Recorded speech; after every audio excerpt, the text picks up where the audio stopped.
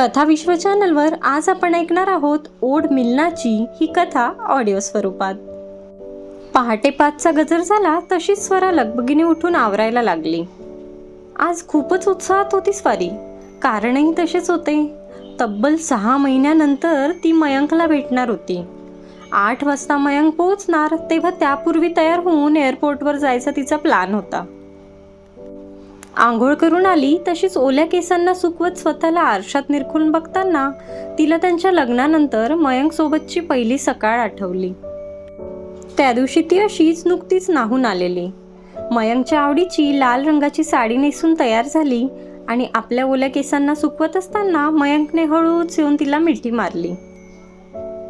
अलगद तिची हनुवटी बोटांनी वर करत नव्या नवरीच्या चेहऱ्यावरचे ते तेज बघून तो क्षणभर तिला बघतच राहिला आणि ती लाजून चूर। त्याच्या नजरेला नजर सुद्धा विडवू शकत नव्हती ती। तितक्यात तिच्या ओलसर केसांची बट गालावरून मागे करत त्याने तिच्याकडे बघत गुड मॉर्निंग स्वीटहार्ट म्हणताच ती आपला चेहरा त्याच्या छातीवर लपवून कशीबशी गुड मॉर्निंग म्हणाली होती। आजची सकाळ तिला तशीच काहीशी वाटत होती। आजही त्याच्या आवडता नी लाईन ड्रेस घालून हलकासा मेकअप करून ती तयार झाली। घरात त्याच्या स्वागताची तयारी रात्रीच करून ठेवलेली, तरीही सगळं नीट तर आहे ना याची खात्री करून ती कार घेऊन एअरपोर्टवर जायला निघाली।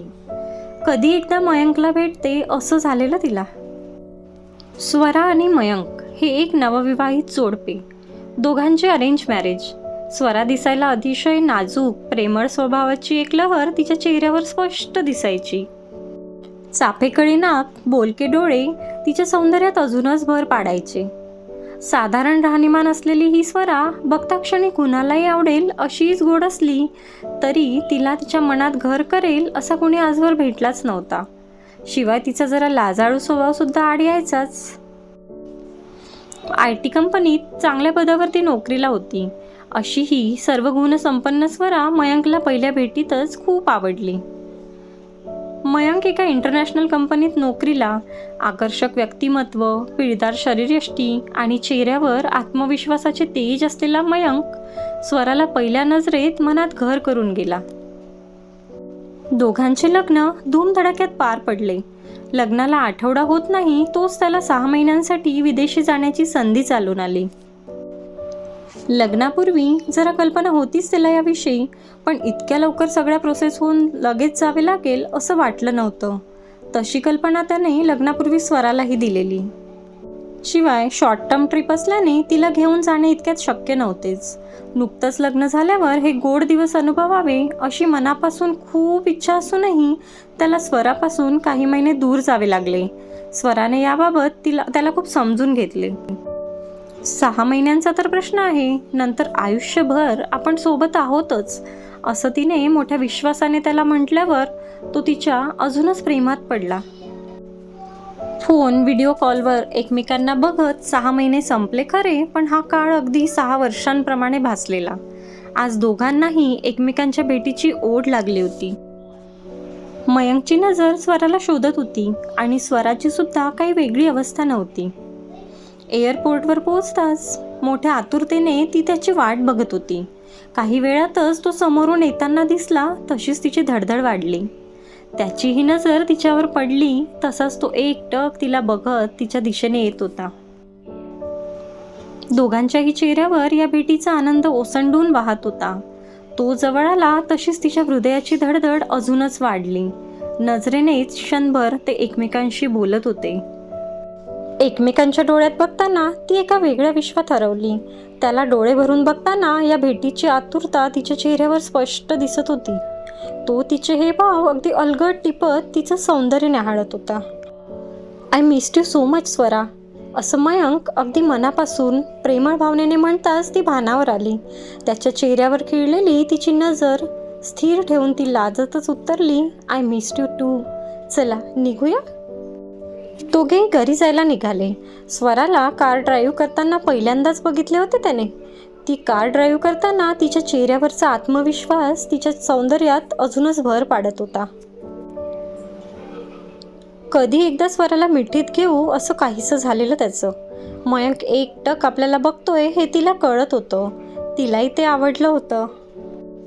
दोघांनाही एकमेकांशी खूप काही बोलायचं होतं, पण आनंदाच्या भरात शब्द काही सुचत नव्हते. ही गोड शांतता भंग करायला तिने कारमधला रेडिओ सुरू केला. त्यावर या क्षणाला अनुसरून अगदी योग्य असे गाणे लागले. उनसे मिली नजर के मेरे होश उड़ गए, उनसे मिली नजर के मेरे होश उड़ गए, ऐसा हुआ असर, ऐसा हुआ असर, ऐसा हुआ असर कि मेरे होश उड़ गए. अगदी या गाण्याप्रमाणे तिच्या मनाची अवस्था झाली होती. ते गाण्याचे बोल ऐकताच तिने स्वतःशीच हसून चॅनल बदलायला हात पुढे केला आणि मयंकने तिचा हात पकडून गाणे न बदलण्याचा इशारा केला.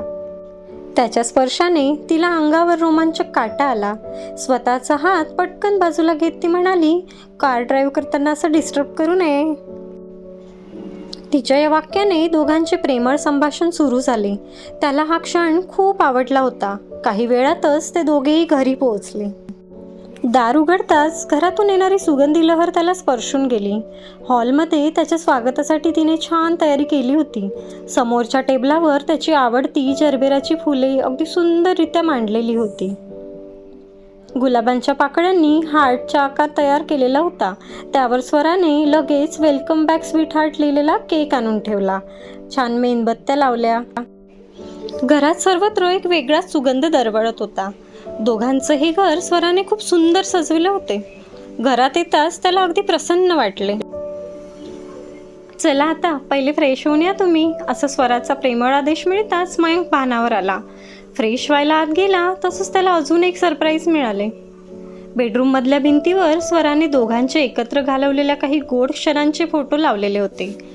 लग्नापूर्वीची दोघांची पहिली कॉफी डेटपासून ते मयंकला एअरपोर्टवर सोडायला गेल्यावर त्यांनी काढलेला सोबतचा फोटो, असा त्यांचा आतापर्यंतचा प्रेमाचा सगळा प्रवास फोटो बघून परत एकदा त्याच्या नजरेखालून गेला. तो फ्रेश होऊन आला. इकडे स्वरा स्वतःच्या हाताने बनवलेला त्याच्या आवडीचा नाश्ता, चहा, केक कटिंग या सगळ्याचीच तयारी करत होती. तो तिला न्याहाळत तिच्याजवळ आला आणि क्षणाचाही विलंब न लावता अलगद त्याने तिला मिठीत घेतले. या क्षणासाठी किती वाट बघावी लागली असंच काहीसं झालेलं त्याचं. तिनेही तिचा चेहरा त्याच्या छातीवर ठेवला. त्याची मिठी हीच आपल्यासाठी सगळ्यात सुरक्षित जागा आहे याची तिला परत एकदा जाणीव झाली. त्याने हळूच तिचा चेहरा आपल्या बोटांनी वर करून तिच्या कपाळावर आपले ओठ टेकवले. तशीच ती शहारून परत त्याच्या मिठीत शिरली. 6 महिन्यांचा दुरावा आता संपला होता. एकमेकांच्या भेटीसाठी आतुर झालेल्या दोघांसाठी हा खूप खास क्षण होता. हळूहळू दोघांची मिठी घट्ट होत गेली आणि हृदयाची स्पंदने वाढतच गेली. दोघांच्या प्रेमाला, संसाराला आज खऱ्या अर्थाने सुरुवात झाली.